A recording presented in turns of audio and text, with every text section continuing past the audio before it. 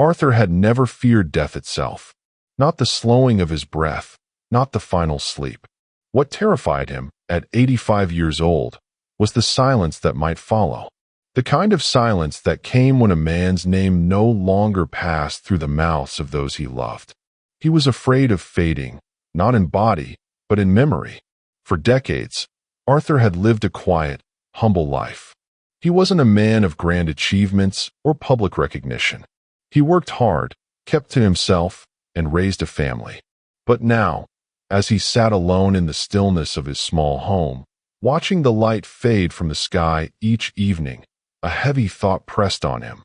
When I'm gone, will there be anything left of me? The house around him was filled with relics of time. Photographs tucked into frames, books he'd read and forgotten, tools from a shed he no longer used. But none of it seemed enough. None of it felt like a legacy. What haunted him most was the idea that his story, the moments that shaped him, the lessons that time had carved into his heart, would disappear when he did. Every night, Arthur walked through the same thoughts, the same regrets. He wished he had written things down. He wished he had told more stories when people would listen. But now who would care? Who would want to know about a boy who grew up in a town no one remembered, who fought in a war that history books barely touched, who loved one woman with his whole soul and never quite healed when she was gone? And yet, something stirred. A question, small but persistent. Is it too late? Arthur didn't know. But deep inside, a voice whispered that maybe, just maybe, his life wasn't meant to vanish into the quiet. And what happened next would show him that even the simplest life can leave a mark that echoes far beyond the end. Arthur's earliest memory was the smell of warm bread. Not the kind from a store or a bakery, but the kind his mother would bake in the quiet hours of the morning, before the sun had even touched the cold wooden floor of their kitchen. He could still remember the sound of her hands kneading the dough, soft but steady, like a rhythm that guided their simple life. He was the youngest of four, born in a small, weathered house at the edge of a town that most people wouldn't recognize on a map. The house creaked when the wind blew and groaned under the weight of winter storms.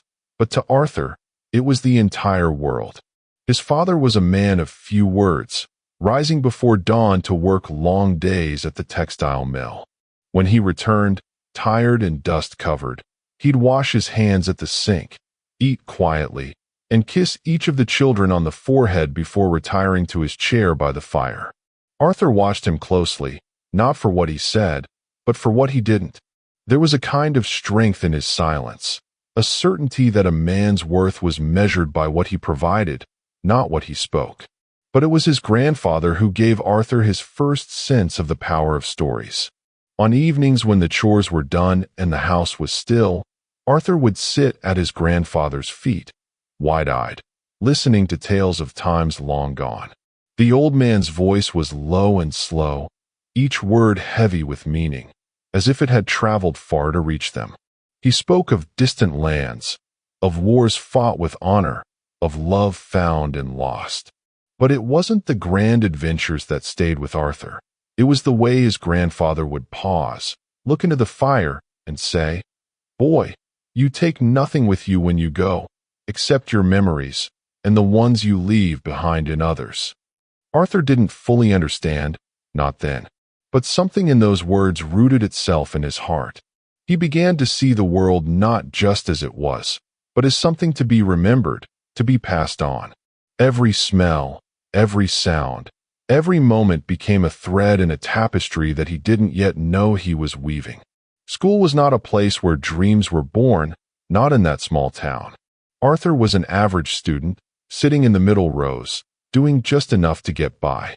He was more comfortable with his hands, helping his father repair fences or building small toys from scraps of wood for his nieces and nephews. He didn't imagine greatness for himself.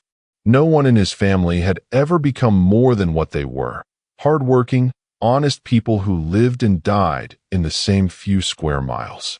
But even as a boy, he wondered if there was more to a life than work and sleep, more than being known only by the people on your street. At night, lying in bed, He would think about the stories his grandfather told and wonder what his own stories might be. Would anyone care? Would they last?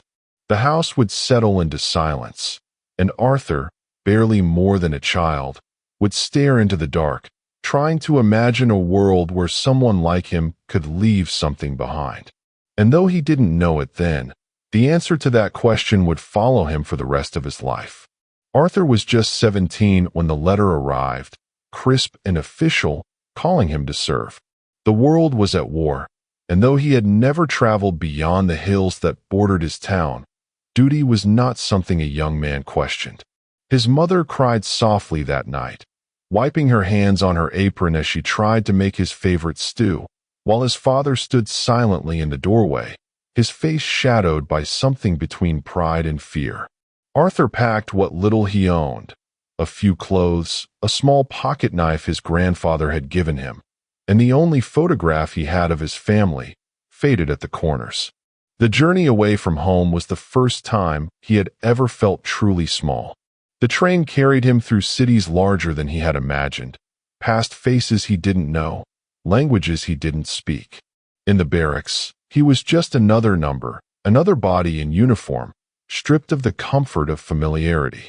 The nights were cold, the beds hard, but it was the waiting that wore on him most, the endless hours between drills, filled with thoughts of home and the quiet life he had left behind. When he was sent overseas, the reality of war hit him like a sharp breath. The air was different there, heavy with smoke and tension, and the ground seemed to tremble beneath his feet. He was not a hero. He didn't feel brave. He followed orders, kept his head down, and tried not to think too much. But in the rare moments of stillness, when the world paused its violence, he found himself watching the sky, wondering if anyone at home could feel his absence. There was one night, deep in the heart of winter, when everything changed. His unit had taken shelter in a ruined farmhouse, the walls half gone, the wind cutting through like knives. Arthur sat by a small fire, his hands raw and shaking, and pulled out the small notebook he had started carrying. It wasn't much, just scraps of thoughts, memories, things he didn't want to lose. He wrote about home, about his mother's bread, his father's silent strength, and the way Margaret's eyes had looked when she first smiled at him before he left. He didn't know why he wrote. Maybe to remember, maybe to survive. A fellow soldier, older by a few years, saw him writing and asked, "You think someone's going to read that one day?" Arthur looked up, unsure. "I don't know. Maybe." The man laughed, not unkindly. "Ain't no one going to care about our little lives, kid. Just get through this." But Arthur wasn't so sure. He kept writing. By the time he returned home, he was different. Not in ways people could see, but in ways he could feel. The world had grown bigger, but so had the silence inside him. He married Margaret, took a job at the factory like his father, and began to build a life. But he never showed anyone the notebook. It stayed tucked away, filled with words that he wasn't sure mattered. And yet, the fear began to grow, that if he didn't share them, no one ever would. Margaret was the light in Arthur's otherwise quiet world. He met her on a spring afternoon, just weeks after returning home. She worked at the town's small post office, sorting letters with delicate hands and a smile that seemed to soften even the hardest days. Arthur had gone in to check for a package, something his brother had sent from the city, but what he found was far more lasting. Their conversation was brief at first, polite, the kind exchanged between strangers in a town where everyone knew each other. But something about her stayed with him. Her voice, calm but lively, lingered in his thoughts long after he left. They married the following year, in a modest ceremony at the church where Arthur had been baptized as a boy. The reception was simple, family, friends, and laughter that echoed through the small hall. Arthur didn't dance much, but he remembered how Margaret did, moving with a grace that seemed to lift the whole room. That night, as they sat together, her head resting on his shoulder, he felt something he hadn't known in the cold, distant fields of war: peace. Their life together was not marked by wealth or grand adventure, but by routine, by care, by the building of a home that held warmth in every corner. Arthur worked long days at the mill, his hands becoming the same rough tools he had seen in his father. Margaret tended to the home, the garden, and eventually, their 2 children. Evenings were spent on the porch, the radio humming softly, the silence between them filled with comfort rather than distance. Yet, as the years passed, Arthur began to feel himself slipping into the background of his own life. Everything he did was for them. The long hours, the sacrifices, the quiet endurance of a man who wanted nothing more than to provide. He was proud of his family, of the life they had built, but there were nights when he sat alone in the shed, looking at the old tools, and wondered if he was more than just the provider, the man who kept the wheels turning. Margaret would sometimes urge him to rest, to share more of what was on his mind, but Arthur found it difficult. His thoughts were like the notebook tucked away in the drawer, unfinished, uncertain, and perhaps, he thought, unimportant. He never wanted to burden anyone with his fears, with the sense that maybe, just maybe, he was meant for more than this quiet existence. There was love, yes, and gratitude, but beneath it, a question: when I'm gone, what will remain? Arthur never spoke it aloud, but the feeling grew, steady and silent, like a shadow that lengthened with the setting sun.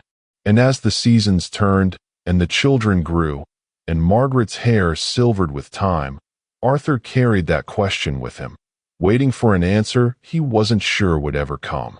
Margaret's passing was not sudden, but that did little to soften the blow.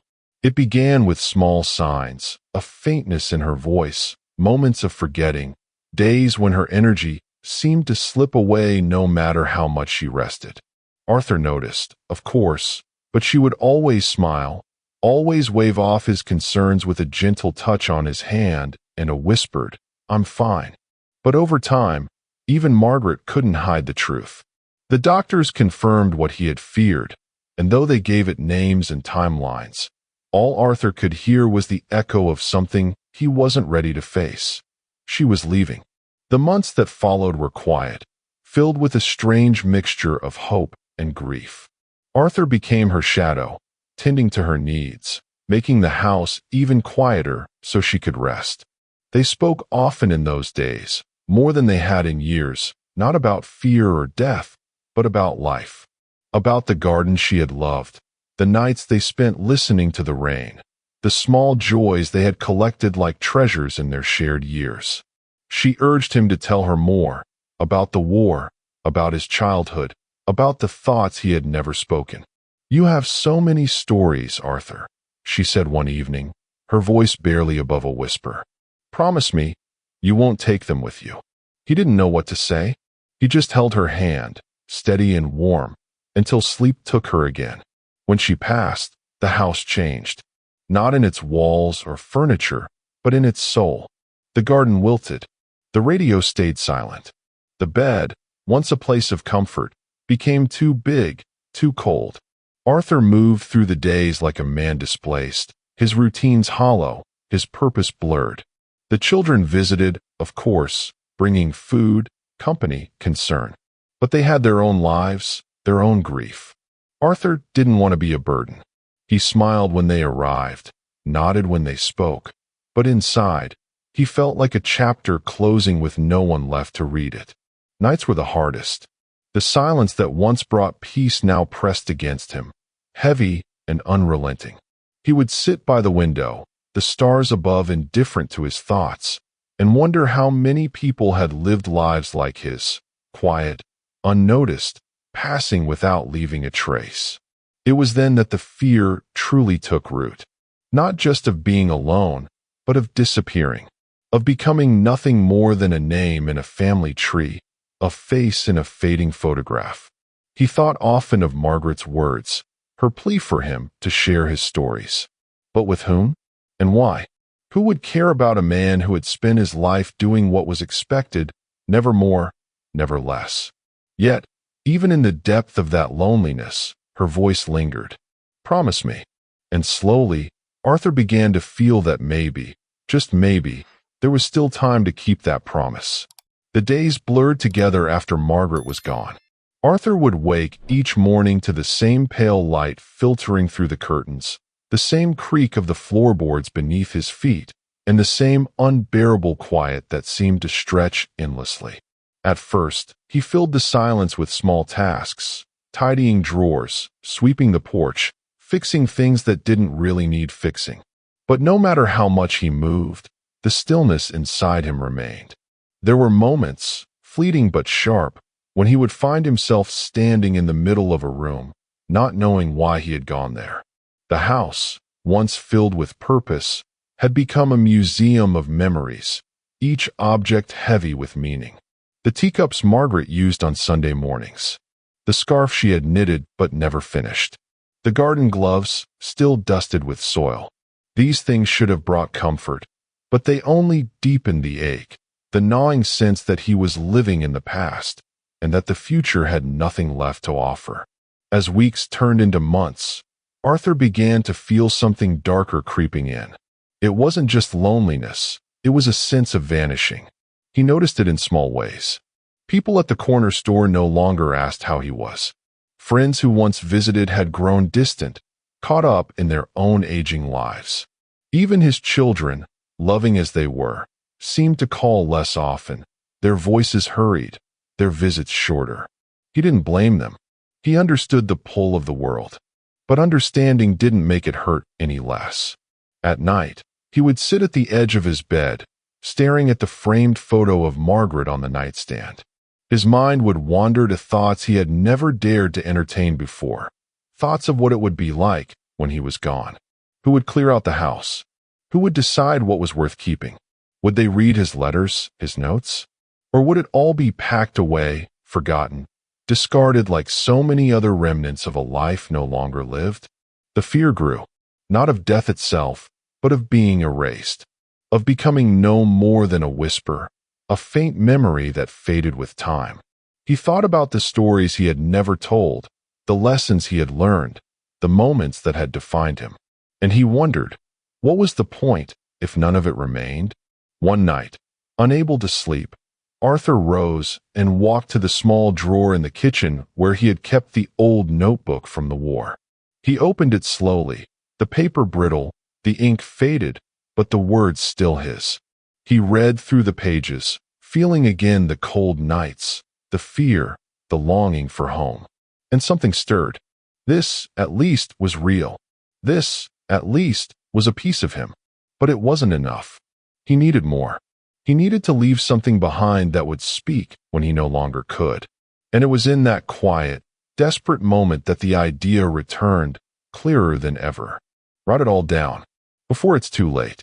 Arthur sat at the kitchen table the next morning, the light spilling in softly through the window, casting long shadows across the notebook in front of him. His hands rested on the cover, hesitant. He had made the decision, or maybe the decision had made him, but now came the harder part. Where to begin? The silence in the room felt different now, not empty, but expectant, like the house itself was holding its breath, waiting for him to break the seal of years left unspoken. He opened the notebook and turned past the old entries, past the faded words of a young man at war, and found a blank page. He stared at it, the pen trembling slightly in his fingers. He wrote slowly, carefully. My name is Arthur James Whitaker. I was born in a small house on Elm Street, on a cold January morning in 1938. The words looked strange, stark against the white, but they were real. He kept going, one sentence at a time, describing the house, the family, the rhythms of a life that seemed so far away. As he wrote, memories flooded back. The warmth of the kitchen, the crackle of the fireplace, the laughter of his siblings playing in the yard. He could hear his mother's voice calling him in from the cold, could feel the rough wool of his father's coat when he hugged him tight. Hours passed unnoticed. The pen scratched steadily across the page, a steady companion. He wrote about his childhood, about school, about the little victories and disappointments that had shaped him. He paused often, lost in thought, then returned to the page, determined. Some days were harder than others. There were memories he wasn't sure he wanted to relive. The pain of losing his brother in the war, the arguments with Margaret when money was tight, the times he had failed as a father, when work pulled him away from moments he could never get back. These were not stories he had ever told. But now, with no one watching, he let them flow. At night, he would reread what he had written, surprised by how much he remembered, how much he had kept buried. The words were not perfect, but they were his. Each sentence was a thread, weaving together a life that had seemed ordinary, but now felt rich with meaning. He found himself laughing at old jokes, wiping away tears at losses long accepted but never forgotten. Writing became a kind of companion, a mirror in which he could see himself clearly for the first time.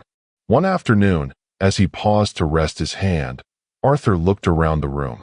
It was still the same, quiet, filled with shadows and light, but he felt different. Lighter, stronger. He had begun, and he knew. Now he wouldn't stop. The final page came on a quiet afternoon, much like the one when he had started. Arthur sat at the table, the last of the autumn sun warming his back as he wrote the final words. He didn't rush. Each sentence felt like a farewell, not just to the memories, but to the man he had been when they were made. When he reached the end, he set the pen down and let out a slow breath. His hands, weathered and steady, rested on the filled notebook, thicker now, its pages worn from use, but complete. For a long while, he just sat there, staring at the cover, unsure of what to do next.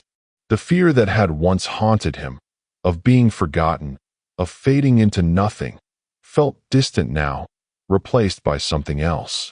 Not pride, exactly, but peace. He had done what he set out to do. His story would not vanish with him. It would remain, for as long as someone cared to read. That evening, Arthur called Emily. His voice, though calm, held a weight that made her pause. "I'd like you to come over tomorrow," he said. "There's something I want to share with you." When she arrived, he was waiting at the door, the notebook in his hands. She smiled, but he saw the curiosity in her eyes. "I've written something," he said, leading her to the kitchen. "My life, or as much of it as I could remember." She sat down slowly, taking the notebook as if it were something fragile, something sacred. Her fingers traced the cover, her eyes already welling before she had read a word. "Dad." Arthur shook his head gently. "Just read." And so she did, at first silently, her eyes moving quickly over the pages. Then aloud, her voice trembling, as she read passages that brought the past rushing back. The story of how he met Margaret, of how he felt holding his children for the first time, of nights spent in fear and days filled with quiet joys. Arthur watched her, a mixture of nerves and relief swirling inside him. As the hours passed, they laughed, they cried, they paused to remember things together. Emily asked questions, filling in gaps, hearing truths she had never known. When Michael arrived, she handed him the notebook, and he too was drawn into the life of a man he thought he already knew. They didn't finish it all that day, but they didn't need to. Arthur saw it in their faces, the love, the connection, the gratitude. His life had not been wasted. It had been seen. It would be remembered. In the days that followed, something shifted in the house.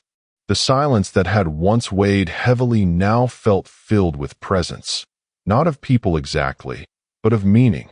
The notebook, once a private effort, began to move gently through the hands of those who mattered most. Emily took it home for a few days, reading it slowly each evening, often calling Arthur to ask about details, to laugh over moments she could now see through his eyes. Michael returned, eager to hear more, to sit with his grandfather and listen as Arthur told stories that lived between the lines, stories he hadn't written but now wanted to share. Word spread through the family. Arthur's other grandchildren, nieces, and nephews reached out. Some sent letters, others came to visit, sitting in the same kitchen where Arthur had written his memories, now listening, asking, wanting to know more. It was as if the simple act of telling his story had brought him back into the world, not just as a father or grandfather, but as a man, whole, flawed, real. Michael, always the one with ideas, offered to type the notebook, to make copies so everyone could have a piece of it. Arthur agreed, hesitantly at first, but with growing confidence. He no longer feared that his life would disappear. He had given it to them, and in doing so, he had found something greater than remembrance. He had found connection. One Sunday, Emily arranged a small gathering. Nothing formal, just family, friends, neighbors who had known Arthur for years but never truly known his heart. They shared a meal, talked about old times, and as the evening settled, Michael stood up, holding the first printed copy of Arthur's story. "My grandfather always thought his life was too ordinary to matter," he said, his voice steady, full. "But now we know it wasn't. It never was." Arthur sat quietly, his eyes glistening, listening to the words he never imagined would be spoken about him. And as the room filled with nods, with smiles, with tears, he understood that he had left something behind far more valuable than any possession. He had left himself, and that, he realized, was all he had ever needed. Arthur now spent his mornings differently. The same light came through the curtains, the same creak of the floorboards under his slippers, but the silence had changed. It no longer pressed down on him. It lifted him. There were no more restless nights wondering if he had done enough. No more shadows of regret whispering that he would one day be forgotten. He had lived his life fully, and now he had told it truthfully. And that, he realized, was a kind of immortality. He still sat by the window with his coffee, still watched the birds in the garden, but now there was a quiet smile on his face. Sometimes he would see his daughter walking up the path, or hear his grandson's voice on the phone, asking, "Tell me more about when you were a boy, Grandpa," and it would fill his chest with warmth. He had become more than a man to them. He had become a story, a memory with weight, a voice that would echo beyond his years. The notebook, once a secret burden, now sat on a shelf in the living room, its printed copies scattered in homes across the family. Michael had even talked about donating it to the local library, not for fame, but so that someone else, someone old, someone young, might one day find it and see that even a quiet life can hold something profound. Even a man like Arthur, who thought he had done nothing remarkable, had something worth remembering. Arthur had feared leaving this world with nothing, but what he left was everything. His memories, his love, his truth, and it would live on. If you've made it this far, maybe you see a bit of Arthur in yourself. Maybe you've wondered what you'll leave behind. Maybe, like him, you've carried stories for years, stories you've never told, thinking no one would care. But someone will. And if there's one thing Arthur would say to you now, it's this: don't wait. Write it. Speak it. Share it. Because the most powerful thing we leave behind is not money or trophies or grand accomplishments. It's ourselves. It's the way we made people feel. It's the lessons we carry. It's the voice that says, "I was here. I lived. And this was my story." So tell yours. Like this video if Arthur's journey moved something in you. Subscribe if you believe in honoring life's quiet heroes. And leave a comment below. What's the one story you still want to share before your time is up? Because it's never too late to be remembered. And it's never too late to dream.